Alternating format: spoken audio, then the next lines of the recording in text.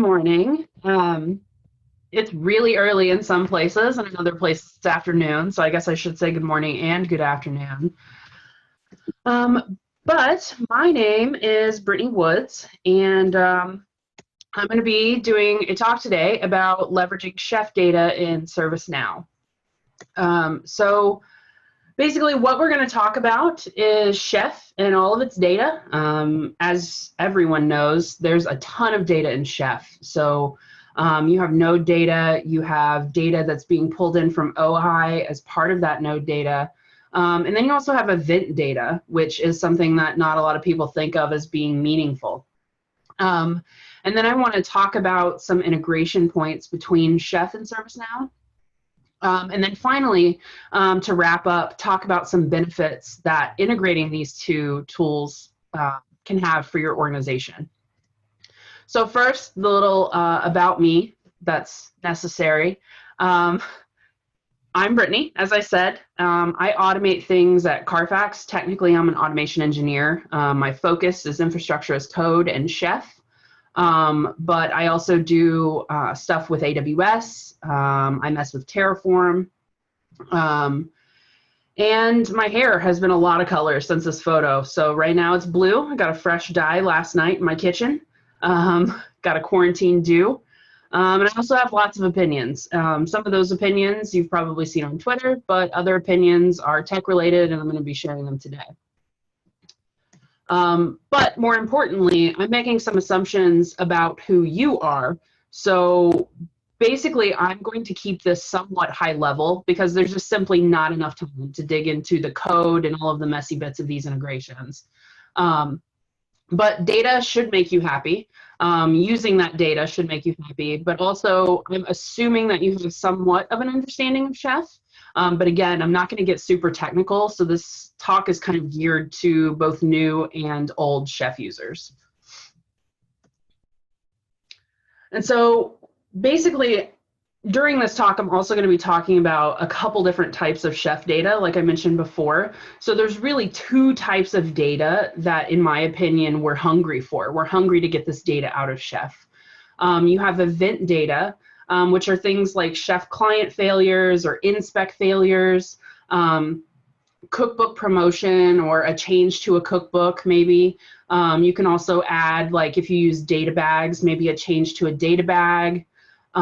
Any kind of change to your environment would be an event. And then you have the node data, which is more of that OHI data. So things like your FQDN and your IP, maybe your operating system, what packages are installed, the run list that's being applied to those servers, because your run list is really, you need to look at those as like objects essentially.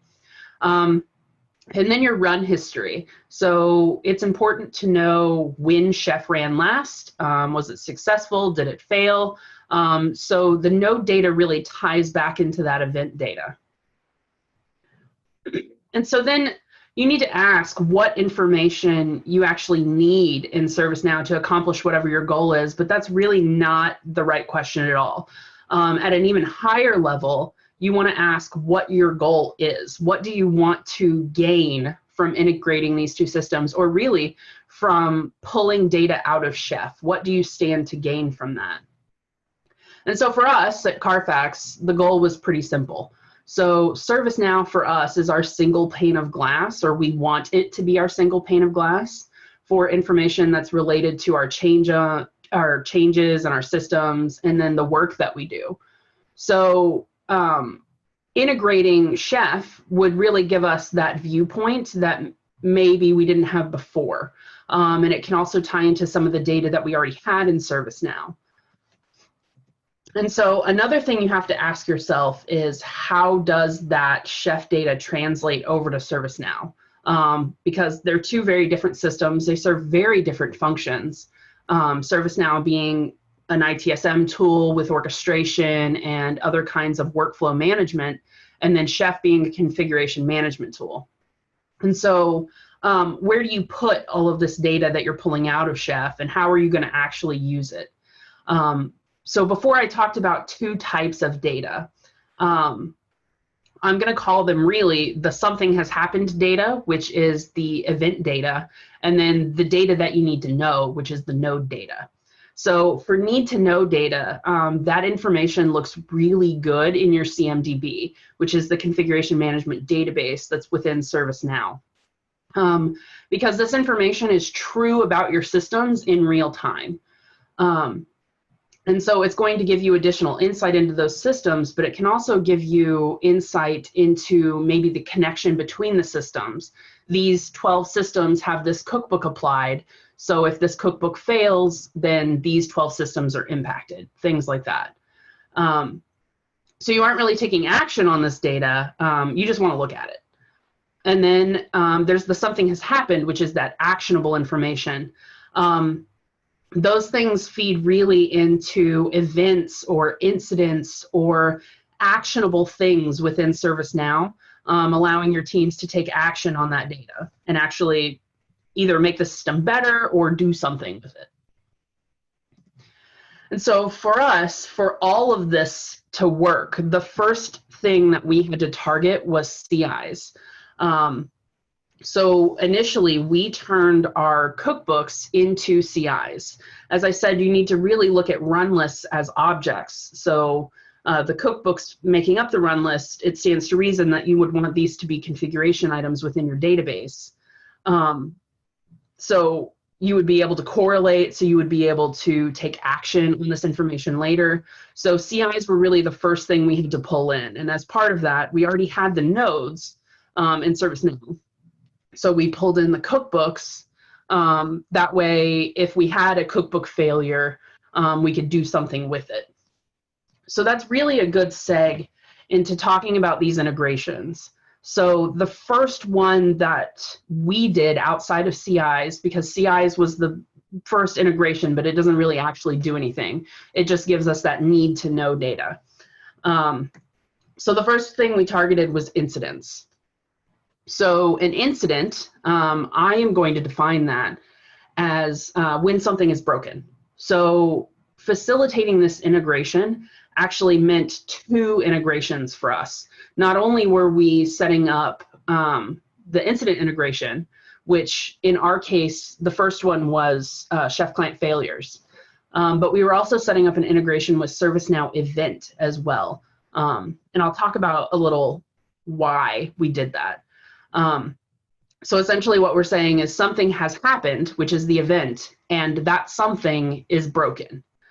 And we need somebody to fix it, obviously. So that's where the incident comes into play. So for ChefConf failures, what we did was this was before there was any kind of blessed, if you will, integration from Chef within Automate for ServiceNow. So what we did was we took the notification from Chef Automate, and we used that webhook and sent it to a scripted REST API endpoint in ServiceNow. So when that notification is sent that ChefConf has failed, the REST API endpoint creates an event. This is the part that really feeds into ServiceNow as being a single pane of glass, because in theory, you would have other systems sending in event information as well. So something has happened, you can see on your event dashboard that maybe not just a cookbook is failing. So it really allows you to better troubleshoot, obviously. But so that event is created, and we wanted to make sure that, because we have some cookbooks, as you probably do, we have some cookbooks that are applied to maybe 4,000 systems. We didn't want 4,000 incidents. So in ServiceNow, there's this concept of correlation. So we're able to correlate. Right now, we're correlating on the cookbook failure. So not only do we use the cookbook CI to say this cookbook failed and this group owns it, whatever group is responsible for managing that cookbook, but it correlates on that failure. So if that cookbook fails 4,000 times with the same failure, it's all going to be in one incident. And then within that incident, there's going to be multiple alerts indicating that something has happened across all of these different nodes and allow you to better troubleshoot. And then if there's a different failure, so if that cookbook fails maybe for a different reason on another 20 nodes, that's separate because it's not being correlated. So back to the integration. So in ServiceNow, then once this event is created, a flow then picks that up and determines if this is a new event or if this should be attached to an existing incident. Once that is done, assume that a new incident has been created. That then goes to the support group for that cookbook. So say one of our network cookbooks, for example, fails. That incident is going to go to the network team because me being an automation engineer don't necessarily care or know what's going on in network land. That is for the network engineers as that's their specialty. So there's also an integration for audit failures, obviously. So you can do basically the same thing we've done with chef client failures and do those for chef inspect failures as well. So it would look very similar. You would, instead of using a cookbook as CI, you would use a, honestly, you could use anything as a CI, but for us, it was important to distinguish between support groups. So you could very much use a profile as a CI. All that would have to be done for that is to load it into your CMDB. And then you just set up another REST API endpoint. And essentially, in this case, Automate is doing a lot of that heavy lifting because it's sending that JSON blob over to ServiceNow. So you don't really have to do anything in Chef. You just do scripting in ServiceNow to make it understand that action that it needs to take when it hits that endpoint. And so another integration point, skipping over incidents, because incidents is very much, you have a thing that you need to fix. So anything you can think of in Chef that you need to fix, you can integrate and have an incident created for it. And then there's changes. So for this, you need to ask yourself first before you get crazy. What changes do you actually care about? And honestly, if you didn't answer all of them, you have to ask yourself why. So before you get too far down in this, changes is often considered a slow process, a killer to forward motion, because generally you would have to wait for somebody to approve that. I need to make a change. I need to prove it's not going to break things, and somebody else needs to approve it. But for these changes, these are all changes that are expected. They're changes that are tested. So you really need to automate these. And that's what we have done. So because these are all automated systems and we have a pipeline for testing our cookbooks, we have environments for testing our cookbooks, and we have code review. We just wanted these changes to be a matter of record. And that's what all chef-related changes should be, is just a matter of record. What this does is further allows insight into the things that are happening in your environment,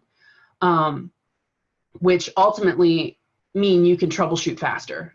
So if something did happen, if there was a change made, maybe a cookbook change happened at noon, and at 12:02 you started getting incidents. It's a pretty good indicator that that cookbook change was the cause. But without having this change integration, maybe somebody at a higher level that would notice those failures didn't see it. So this really gives insight into people other than our chef administrators or our chef users. So back to the changes, these are a matter of record.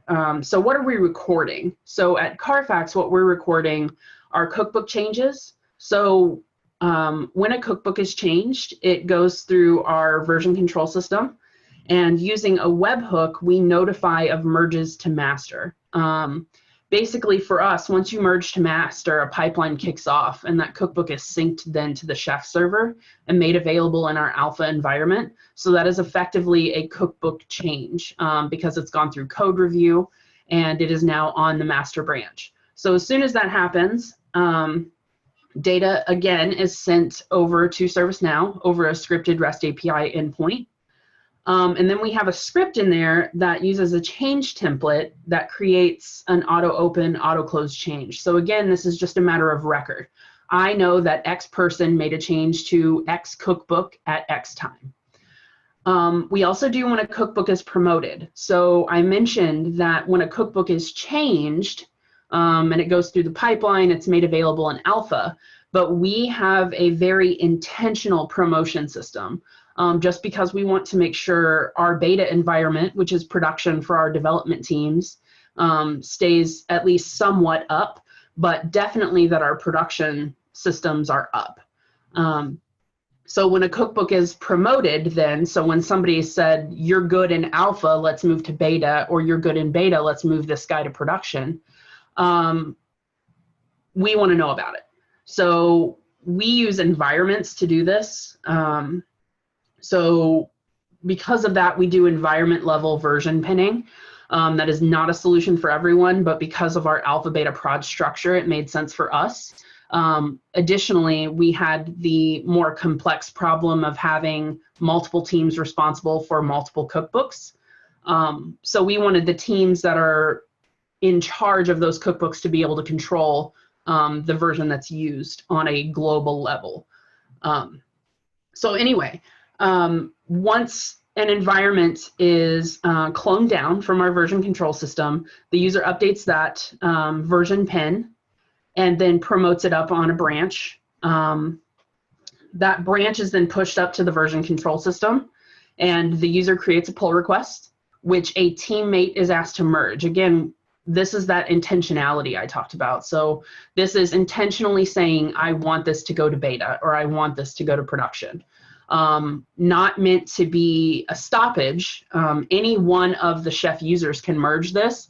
It's more meant to be, is this change right? Should you be promoting a change that's going to require reboots to all of our web servers in the middle of the day? Maybe not. But this gives that intentionality aspect. So once this pull request is merged by a teammate, our Jenkins plugin then triggers our environments pipeline, which runs some basic linting and syntax checks against our environment files. But more importantly, it promotes those environment changes to the chef server. Simultaneously, we send over the ServiceNow API a request to create a, again, auto open, auto close change, which records that promotion. So again, the cookbook changed, alpha broke. So we know about that because that's master. But then the cookbook was promoted to beta and beta broke. We now know about that because we had a change recorded for that action. We also use data bags. So we record a change when our data bags are updated as well. So our data bag items are stored outside of Chef because there's not a lot of visibility into Chef. So we really wanted to be able to see an audit history of when this was changed, who changed it. So this also keeps our users from having to manipulate data bag items directly in the Chef server, which, because there's not a lot of visibility into that, could get a little scary. So our data bag is updated by the user in our secrets management application. And then it is automatically synced to the Chef server by kicking off a script whenever the user saves it. And then a change is created by using that, again, a scripted REST API endpoint. So you'll notice in ServiceNow, you can create a scripted REST API endpoint for literally anything. And you can make it do whatever you want. Whenever something hits that endpoint, you can have it parse that data and do whatever you want with it. So again, these same principles can translate to inspect profiles. You can have changes when a profile is updated. You can have changes when a profile is promoted, which the promotion would look a little different, but you see where I'm going with this. So what do all these things have in common, though? And that is, changes do not necessarily require human intervention. These are simply a point of record. You don't really lose anything having this. And so why are these useful? Going back to that single pane of glass view This really gives us insight into what was happening in your systems that maybe we didn't see before. Sure, in the event feed in Automate, you can see that a cookbook was changed, or that a node had a new cookbook added to a run list. But these weren't things that were actionable outside of Chef. These weren't things that non-Chef users would know to even look for. Our change manager wouldn't know to go look at the Automate dashboard to see if somebody might have changed a cookbook. And they certainly wouldn't know who changed it, because the dashboard is just going to show a service account. So if something breaks, though, what you're looking for is data to tell you why. Logging into a system isn't really the way we solve problems, at least not initially anymore. We rely on data. We rely on dashboards to understand what happened. And if you don't have all of these things in a place, that means you have to hunt for that data, and it takes you longer to find it. So the long and short of why you should do this is simply for the data. Because you don't really have anything to lose. This isn't holding up your changes. This is, again, just a point of record. And then I also have a long and short tail of why you don't actually need changes for every Chef client run. First of all, that's a lot of changes if you have a lot of systems. I know, because I tried it and killed our ServiceNow instance. But two, if you think about it broadly, this is why you really need to sit down and what changes do I care about, and what does that mean for my environment? Because if you look at this broadly, every Chef client run isn't making a change. The only changes that are happening that aren't expected are happening whenever you update a cookbook, or whenever somebody promotes a cookbook.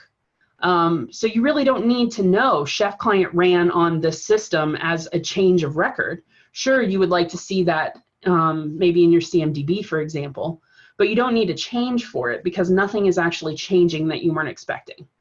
So it's not super going to help with troubleshooting, is basically where I'm going with that. And then you have the CMDB. So the CMDB has an actual integration that is in beta right now in Automate for ServiceNow. But what is the CMDB? As I mentioned before, that's the configuration management database. And what it does is it gives you information and visibility into your infrastructure and services. But what we really care about is our infrastructure. So specifically, it houses, or should house, all the messy bits about your servers. It should know what is running on your servers. It should know what your IP is, what operating system it is. Is this virtual? If so, what's the hardware? And ServiceNow has a great tool to find out this information, or some of this information. And it's called Discovery, as part of your CMDB. So ServiceNow can go out and discover these systems, but ours runs every 24 hours, while our Chef clients are running and making changes presumably every 2 hours. So these immediate details coming back into ServiceNow make your data more accurate, but it also gives you a little more data, data that Chef knows because it's on the system and it's making the changes. So this real-time information is good to store in the CMDB, and this is those node details I was talking about. Even if it's already there, it's good to corroborate those two sources to make sure you have the most accurate data possible. And so the blessed integration is within Automate, and basically you can set it up as an application in ServiceNow. But if you don't have that, you can use API endpoints. You can set up rules for applying these things into tables. So what can it buy you, though? Using this information and integrating it across from Chef, you don't actually have to think about, I have a new cookbook that was just created. I need to get that support group, and I need to get that loaded as a CI so I can then create incidents when that cookbook fails. Because Chef is doing it for you. Chef is just sending that data across because it has it and it knows it, so it should have it in ServiceNow. So the CMDB integration, I'm not sure, obviously, when it's going live, but even outside of that, again, you can set up a scripted API endpoint and push this data across because it's in Chef, so why not just duplicate it somewhere else? And so the next question is, why would you even? So we've talked about incident integration, we've talked about event, we've talked about change, we've talked about the CMDB. Why do you want to integrate these at all? This isn't really because you can doesn't mean you should thing. Sure, it is duplicating data, but what it's doing is, again, going back to that single pane of glass, right? So it's giving you that place where not just Chef users can go to understand what's happening in your environment, to look at a node and say, okay, I have this node that's running Tomcat, for example, and these other 3 nodes that are running Tomcat. So a change to Tomcat is going to affect all of these nodes. So really it gives you a better change understanding as well. You understand conflicts better because you have a more robust understanding of what your environment looks like and those hooks across it. With incidents, why would you want incidents whenever something fails? Well, you want to know that it fails, right? So a cookbook failing, sure, it probably won't impact your systems in a way that maybe would be a customer outage or something. Certainly you don't want to write them that way. But it is important to know when they're failing, because you don't just want these configurations that you're expecting to be on your servers to just be failing, because that kind of defeats the purpose. So by integrating in ServiceNow, you're bringing it to the team's attention, and you're also making it so they don't have to sift through a list of potentially 4,000 failures that could be different. Sure, you don't want 4,000 failures in your environment, but in the event of a catastrophic problem, you want them to understand the impact of the problem and not be looking at failures that are completely unrelated. So previously you could see failures and you could see a list of failures and automate, but that didn't necessarily give you the full scope. You had to do a lot of digging to say, okay, 20 of these 50 failing nodes are failing because of my cookbook. So that's really what this integration gives you. But also, it doesn't have to be about ServiceNow. I talked a lot about API endpoints. We have the power of robust APIs at our fingertips. If you don't use ServiceNow, you can use these concepts and principles in whatever your tool of choice is, because ultimately, though Automate only has a notification engine that really allows you to get this information out, use that notification engine, because it's a webhook at the end of the day. So I could feed this information into anything. Because why wouldn't you? Again, you want that information in the place where your people that can take action and where the people that need the information are. And a lot of times that's not necessarily in Automate. Our chef practitioners use Automate, but most of the business does not, simply because they don't have to. They're not interacting with chef on a daily basis, so they don't even know what Automate is. But they are in ServiceNow.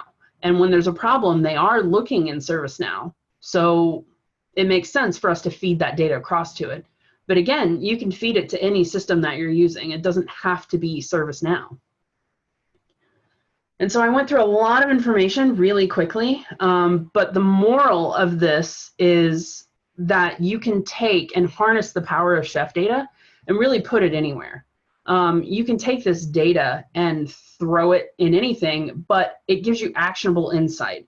So for Carfax, what that did was it allowed us to take our chef failures. We would have a normal rate between 50 on our 4,000 nodes that we have. We would have a normal failure rate of failures that were just happening intermittently that we didn't really have a good hold on, and there wasn't a good way to sort through them, between 50 and 70 failures on any given point in time, really. And we've taken that down, and now our normal just intermittent failure rate is less than 14 servers. So we can look at that and we can say that providing incidents allowed the cookbook owners to fix their stuff faster. And it really, at the end of the day, means our systems are more stable because they look exactly how we're expecting them to look. We don't have 75 servers out there that don't look how we thought they should. So basically, I'm going to ask what questions you have. And I know we have a Q&A. This is a little different than normal. but what questions can I answer for you? Because I didn't go deep dive into the code on this because, again, there's just simply not enough time. But I'd be happy to answer any questions you have about the integrations, about maybe how some of our integrations work, or why data should be there. Anything? The question is, how difficult was it to turn cookbooks into CIs? So initially, before we had an integration, because like I said, this was the very first thing we did, was turn these cookbooks into CIs. We simply exported a list of cookbooks with knife and put it in CSV, and then imported that CSV into our CMDB, and that's it. It was literally 2 button clicks and a command run on the CLI. Longer term, you can script that and basically have it do the same thing, just on an automated basis. And what it'll do is it'll say, is the CI already there? Okay, I don't need to add it again. But for quick and dirty, like, you can just get a CSV exported from your knife command and load them in.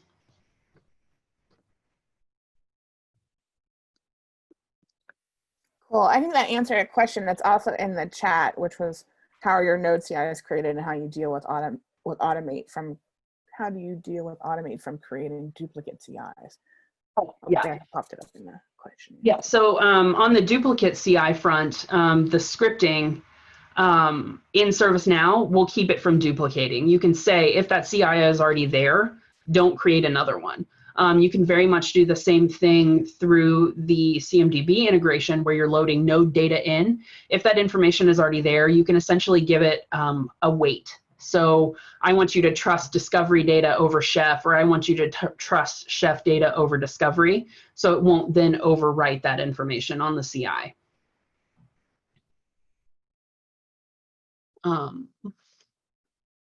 And then there's another one here. Do you have one chef run with a base cookbook that lays down a bunch of governance agents, logging, AV, etc., or do you have separate chef runs? Has this choice impacted the ability to work with tickets? So basically, our incidents are created. I think the larger question here is, does this impact incident creation if a cookbook fails? So what we have is, we have a concept of a base cookbook, which is applied to everything. But then we have microservices that are configured differently. So we have essentially role cookbooks for those microservices.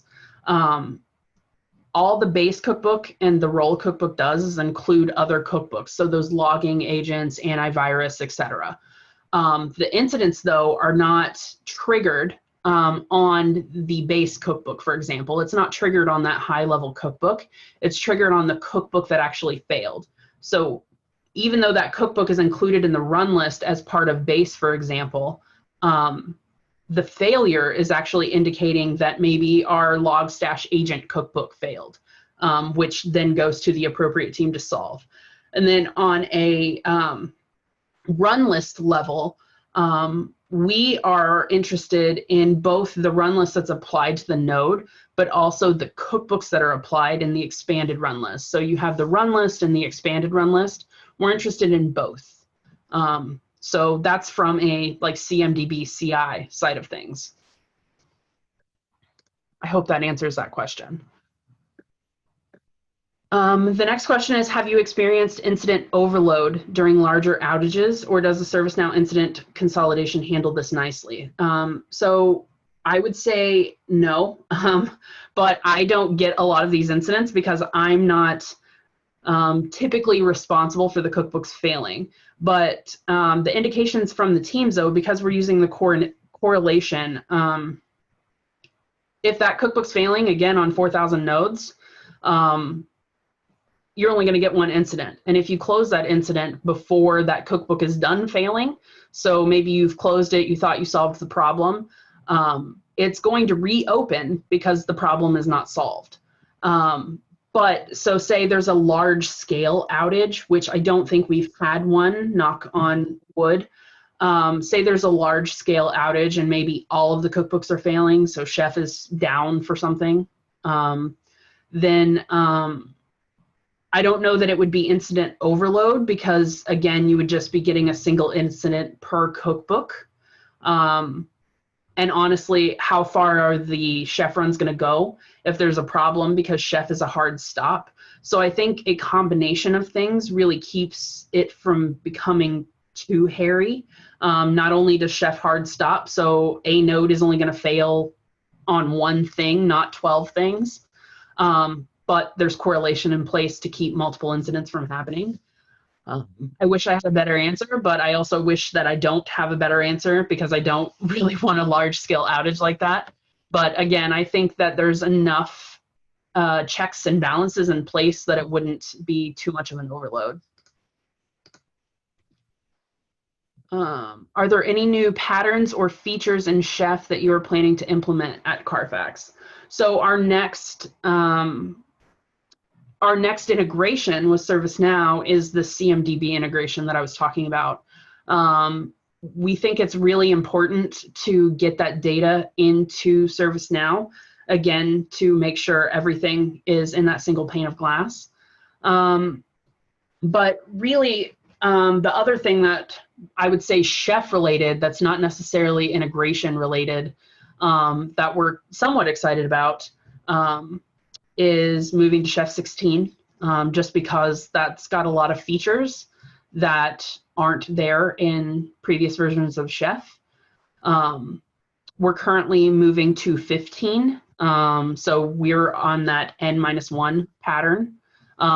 But I think with moving to 16, it'll be a little easier to migrate to the newer versions.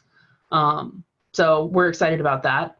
We're also potentially looking into maybe moving from an environments driven chef to policy files. We historically have not moved to policy files just because we have this concept of microservices, and we really didn't want, because our chef users isn't just one team that's responsible for chef. Our chef users are all of our data center teams. So some development teams included even. So we didn't want to complicate the process for our users. When right now they only have to make a change in one place. We didn't want that to change to you have to make a change in multiple places. But we also didn't want to lose valuable insight, because right now, again, we know when somebody promotes a cookbook to beta because it's intentional, or when they promote a cookbook to production because it's intentional. So we would really have to scope out what that looks like moving to a more policy file driven environment. But so that's on the horizon. We're looking into it now. Anything else? I see how are your node CIs created, which I think I answered sort of with Cookbook CIs, but the node CIs are created automatically by Discovery and ServiceNow. And so essentially what we're doing is we're just adding to them. And again, that goes back to that concept of weights. So you can weight discovery data that ServiceNow pulled in on its own higher than Chef, or vice versa.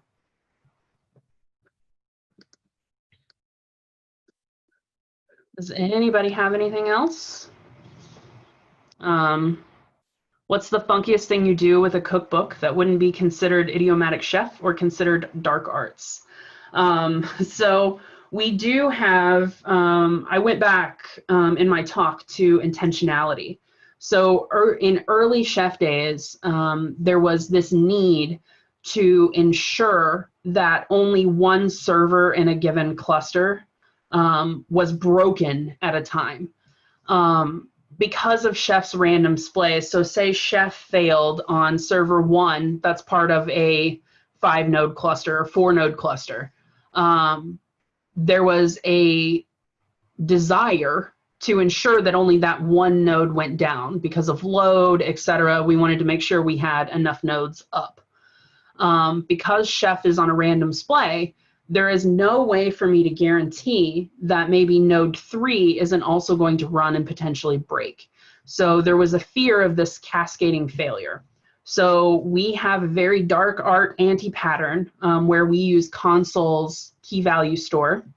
and we write a value when a node in a given cluster in a given site is running. At that point, no other node in that same cluster, in that same site, is able to run Chef until the node before it is done. So we're essentially creating a queuing service, which is fine, except that does cause some downstream problems. So if, say, you have in a given site and service, you have 25 or 30 nodes. We are on a 2-hour Chef client run splay. So Chef client runs every 2 hours. Realistically speaking, not all of those nodes are going to be able to run Chef in that 2-hour period. So you'll have some nodes like 1, 2, 3, and 4, for example, will run Chef. 5 and 6 are waiting. Well, before 5 can run, it's time for 1 to run again, and then 3 might run. So you very much could have a situation where you have a node that hasn't run Chef in 48 hours. So we've really tried to tune our systems to be able to handle that.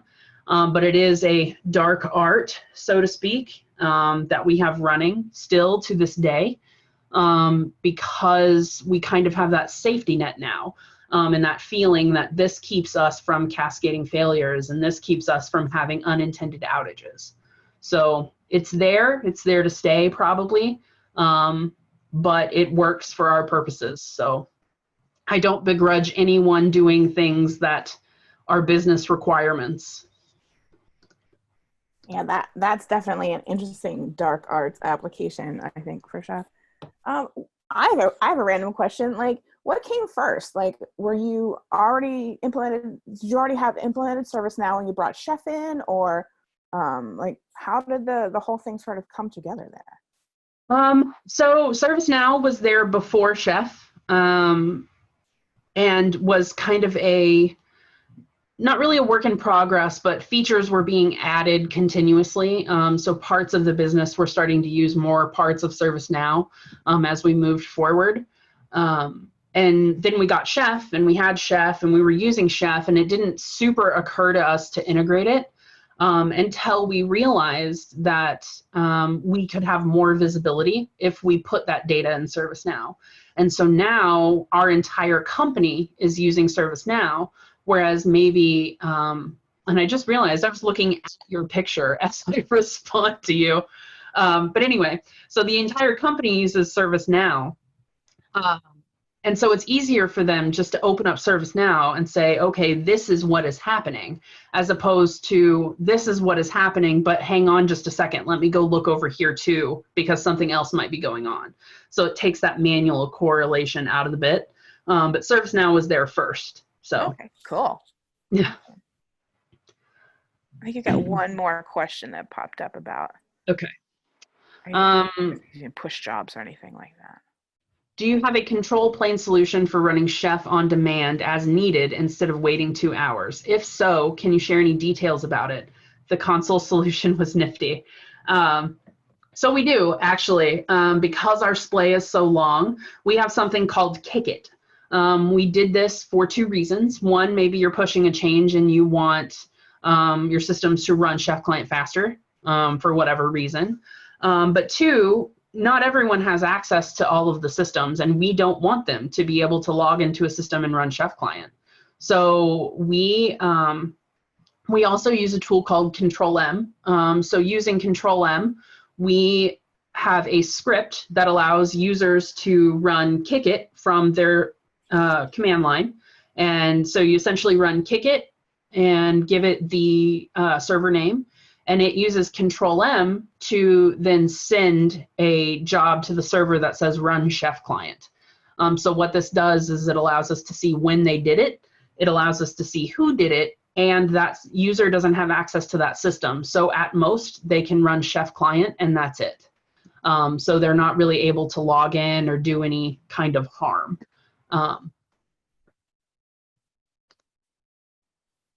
And then what teams own Chef and use it daily, and what other teams go to ServiceNow for information? So technically, my team, me and a coworker, own Chef. But we write cookbooks that are related to our team and related to the administration of Chef. But our job is kind of a consultative role to empower the rest of the Chef users, which are data center teams like system engineers and network engineers, and our monitoring teams, but also some development teams, because they need to make changes to these servers too to support their applications. So really, we support all of them, and they all have their own cookbooks and use Chef daily. The more business-focused teams use ServiceNow and go to ServiceNow for information. So our change manager, for example, he's not necessarily looking in the Chef dashboard for changes that are happening in Chef. He's looking in ServiceNow, because that's where the changes come in, and that's where his change calendar is, and that's where he's able to check for conflicts. So it was important for us to get that information in an easily digestible way to him, so he didn't have to then manually try to correlate all of these changes that are happening. Some of our other teams, some of our other development teams, they use ServiceNow for incidents. So the incident integration was our way of letting those teams know that something's happening, because otherwise they weren't looking. And it wasn't super easy, again, for them to see your cookbook specifically is failing. They would just look, before the incident integration, I had a output to a Slack channel, because we use Slack internally. That was just a Chef failures channel, but that is overload. So anytime anything fails, it's there. So it just became a channel that you mute. So that's really what that bought us. I think I'm almost out of time. Mandy, what say you? Yeah, if anybody has one last question, we're really flexible on we don't have to kick people out of a ballroom, right? So it's okay. Yeah, if everybody has had their questions answered, that's great. Just one last thing. I wanted to throw my contact information up on the screen really quick. If you have any questions about any of these or how they're set up, and you want to get more into technical nitty-gritty, I'm happy to do that. I'm happy to have those conversations with you. I'm on Twitter. I'm on the Chef community Slack. I'm just at Brittany. I don't know how I did it. There's so many Brittany's in the world, but I did it, and I'm really happy about it. And then my personal email's up there as well. So feel free to reach out. I might try to do some blogs in the future with some technical details, but again, I'm happy to discuss it with anyone who wants to dig down into the weeds.